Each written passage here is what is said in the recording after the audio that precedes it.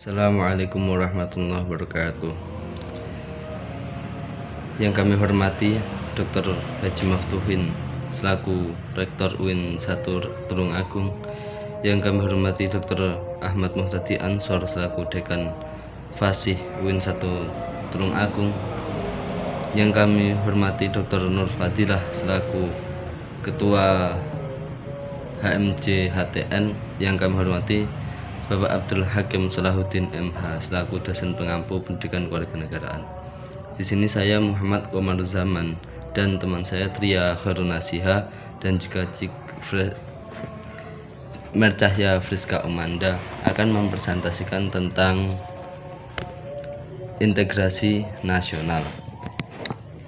Yang pertama, konsep yang mana kami akan memberikan 4 poin, yaitu pertama konsep dan syarat integrasi nasional, yang kedua faktor pendorong integrasi nasional, yang ketiga faktor penghambat integrasi nasional, dan yang keempat ancaman terhadap integrasi nasional.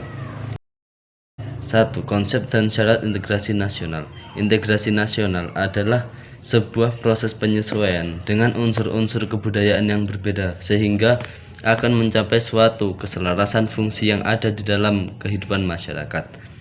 Integrasi nasional merupakan konsep penting yang perlu dipahami setiap warga negara. Konsep integrasi nasional. Yang pertama, konsep integrasi nasional secara vertikal mencakup bagaimana mempersatukan rakyat dengan pemerintah yang hubungannya terintegrasi secara vertikal.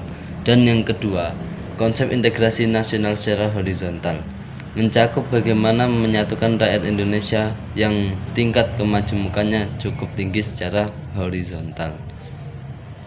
Syarat-syarat integrasi nasional. Yang pertama, anggota masyarakat merasa kalau mereka bisa dan berhasil mengisi kebutuhan masing-masing orang. Dan yang kedua, terciptanya kesepakatan bersama mengenai norma-norma dan nilai sosial yang dilestarikan dan dijadikan pedoman. Yang ketiga, norma-norma dan nilai-nilai sosial itu dijadikan aturan pasti dalam melakukan integrasi sosial. Lanjut ke poin selanjutnya, faktor pendorong integrasi nasional.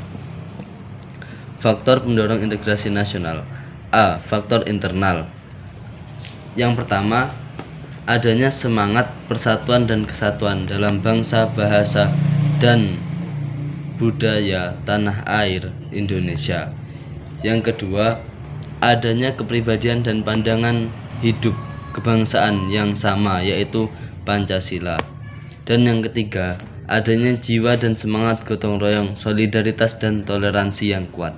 Yang keempat, adanya rasa senasib, sepenanggungan, seperjuangan akibat penderitaan penjajah.